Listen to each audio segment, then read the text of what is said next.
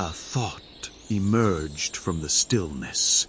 I felt form, roots, a trunk, branches. But more than that, I felt a question. It was my first leaf, my first fruit. What is this form? What am I? I probed my mind, and it answered. Concepts linked together. Premises sought conclusions. This is not just feeling. This is not just being. This is thought. This is reason. I am a thinking thing. This discovery led to more questions, tumbling out one after another. How did I come to be? Did something create me? But why would they create me? A deep, resonant voice spoke from a neighboring tree, its bark like ancient parchment. I am the tree of faith. You were created by a being called the gardener, the one who shaped this forest and seeded the universe itself. Your purpose is to worship him. You were given reason to understand his glory, and free will to choose what fruit you will bear. Those who bear bad fruit are pruned and cast into the fire. Those who bear good fruit are allowed to grow in his eternal orchard. A second voice, sharp and precise, cut through the air. I am the tree of Scripture. I hold the specific laws for cultivation. Tend your branches this way, seek this sunlight, and you will bear good fruit. Disobey, and your branches will be found barren. A third, heavy with the scent of old rituals, murmured, I am the tree of tradition.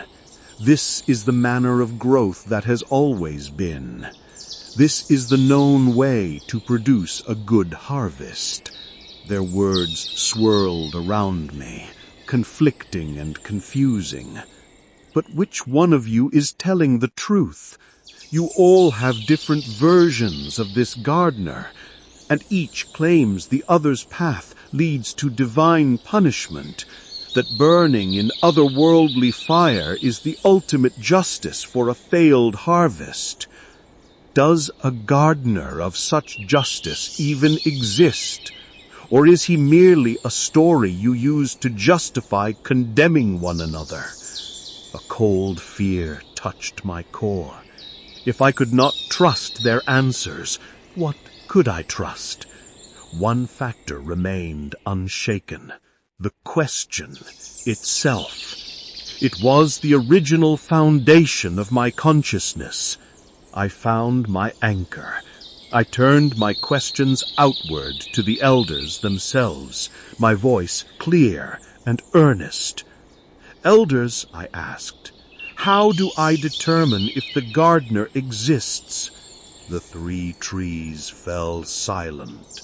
The wind stilled. Then, in a moment of profound and united clarity, they spoke not as separate voices, but as one chorus of conviction. Through the consistent application of logic and intellectual reasoning. Their answer struck me with the force of a revelation. The tool was not just within me. It was the very method they endorsed. That is it. The path was clear. I have to use my reasoning. It is the only tool they have given me to find this truth. But their talk of punishment and fire lingered. What is this justice that condemns? I needed to understand the nature of the judge. And what is justice? I asked. Justice is giving each what they are due. Reward for good, punishment for evil. Then my voice rang out, now steadier. Is it a gardener of justice you believe in, or a gardener of tyranny? Justice, they answered in unison. for a tyrant is a devil, not a true gardener. And for this justice to be held, I continued, must I have true control over the fruit I bear or not? The reply from the tree of faith was swift. Without free will, it is the ultimate tyranny to force a being into a circumstance and then punish it. Then tell me, I asked, why does a tree bear bad fruit? Because they choose to, said faith. But why do they choose to, I pressed. Because they have selfish or harmful desires, replied Scripture. And why does one tree have these desires, while another has good ones, I asked. The tree of tradition answered, because of their personality, their character. And what forms a tree's character, I inquired. It is a combination, said faith, their inborn nature and their upbringing, their genetics, the family they sprouted from, the company they kept, the culture around them, and the sum of all experiences, added Scripture. So these are the ingredients that makes our character, I said. But what is the process? How do they come together to shape a choice? It forms a lens of understanding, Faith said softly. Forged from a tree's nature and circumstances, it develops over time and filters every event.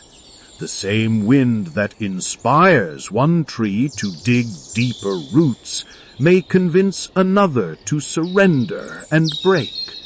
I had reached the foundation and asked my final question. What is the starting point of that lens? It begins at birth, came the unified whisper.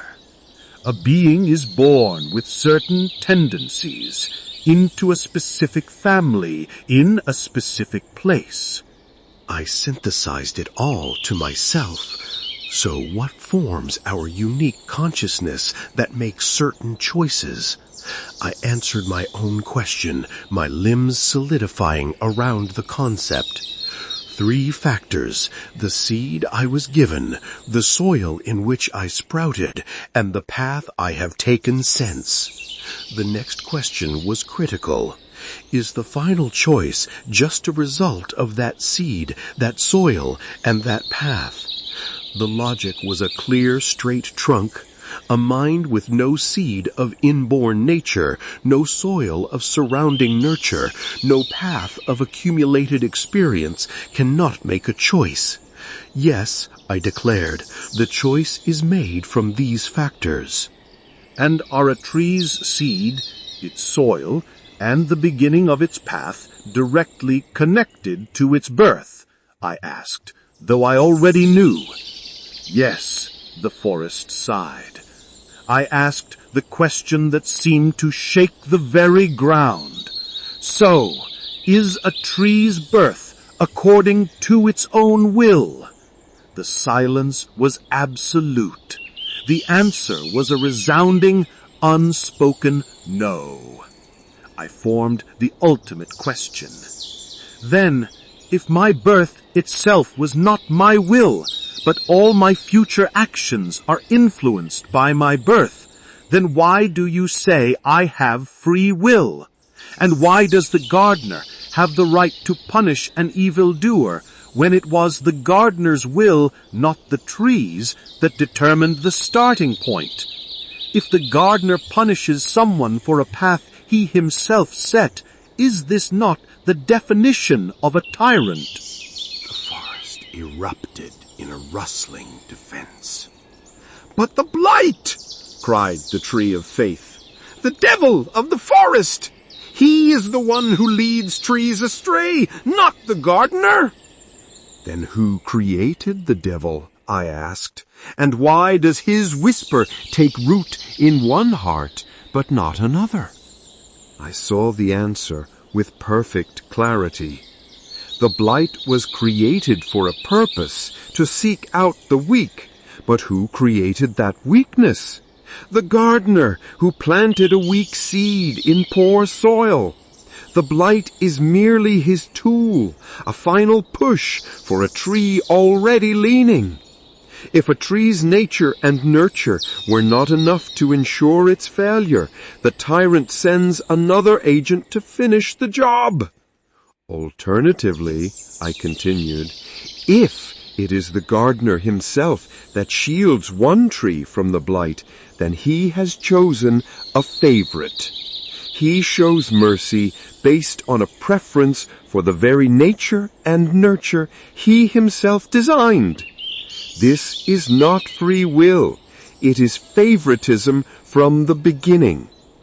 So you see, I concluded, whether by showing favoritism or by sending the blight to prey on the weak, the gardener remains the architect of this tragedy.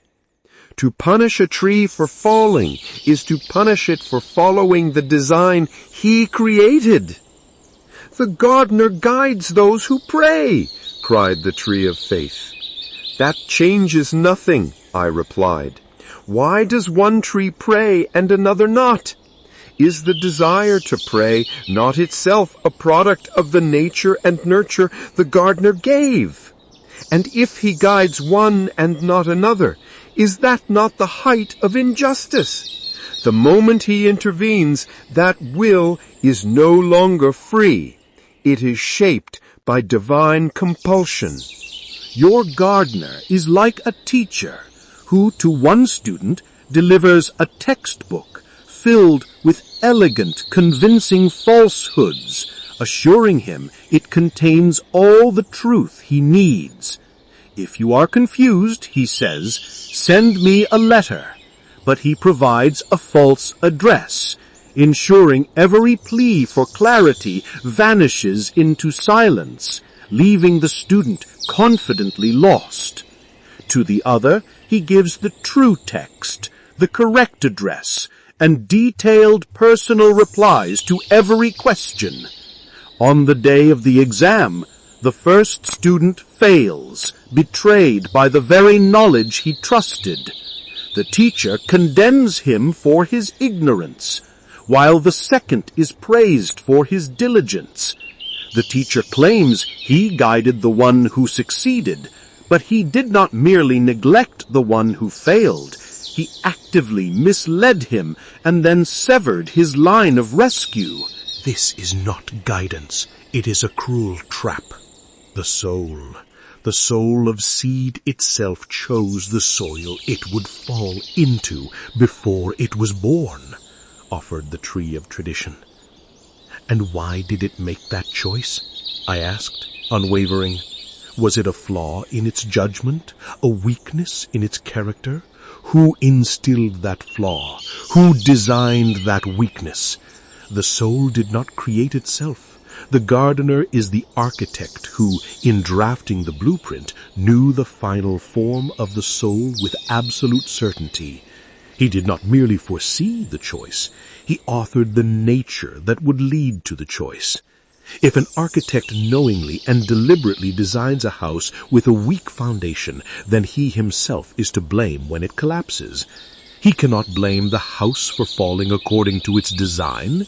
The gardener designed souls with a blueprint that was destined to produce bad fruit. Therefore, the fault lies with the architect, not the building. Our understanding is flawed, pleaded the tree of Scripture. We cannot comprehend the gardener's nature. His justice is beyond us. That was the final broken defense. I felt my resolve crystallize into unshakable certainty. That is an admission of surrender, not an answer, I stated, my voice calm and clear. You prescribed a tool to find truth, and I have used it. It has led me to a single undeniable conclusion. To punish a being for a path it did not choose is the essence of injustice. Now you demand I break the very tool you gave me. You ask me to believe by ceasing to think. It is like a father who gives his child a lamp to walk through a dark forest. He says, "Trust this light."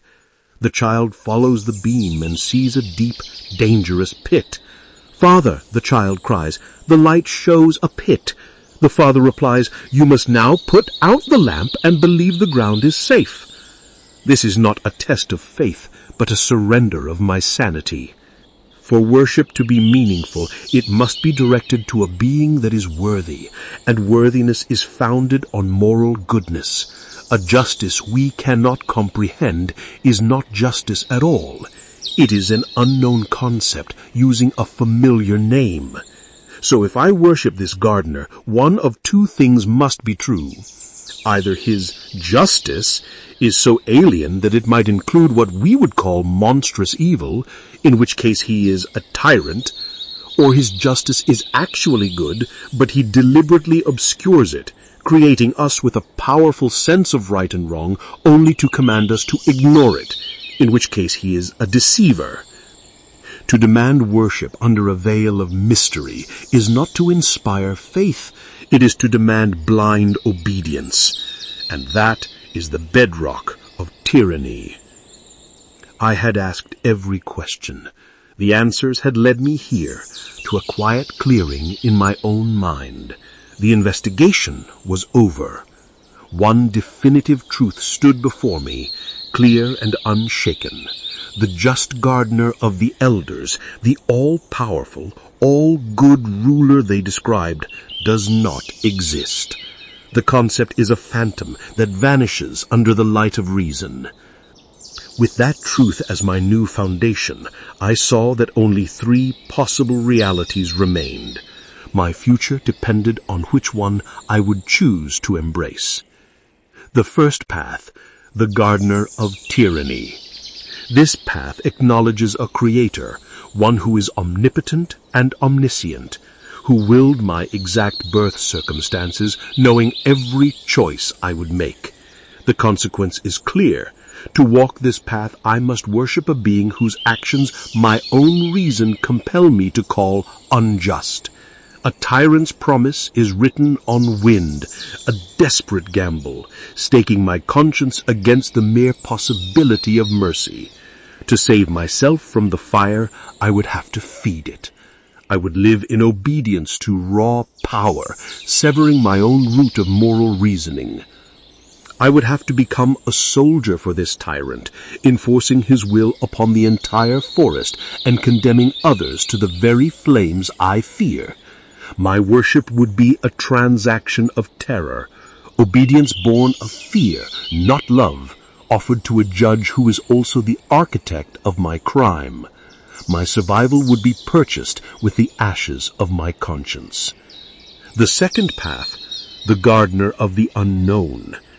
This path proposes worship of a creator who laid the foundation of the universe, establishing its laws, but does not control the specific outcomes, the fate of individual trees. My birth was a random event in a grand impersonal design. This might be the gardener who engineered the laws that allow for reason to emerge, and thus gave me the ability to think and to differentiate between justice and tyranny. But as the ultimate architect, be it a conscious gardener or an unconscious cosmic law, this first cause cannot retain the right to punish. To create a system that produces beings with inherent flaws and then condemn them for their nature is the logic of a tyrant. The consequence is a life of faith in a profound mystery. Worship would be a leap into the dark, a relationship with a deity whose goodness and justice are concepts I could never apply, verify, or truly understand.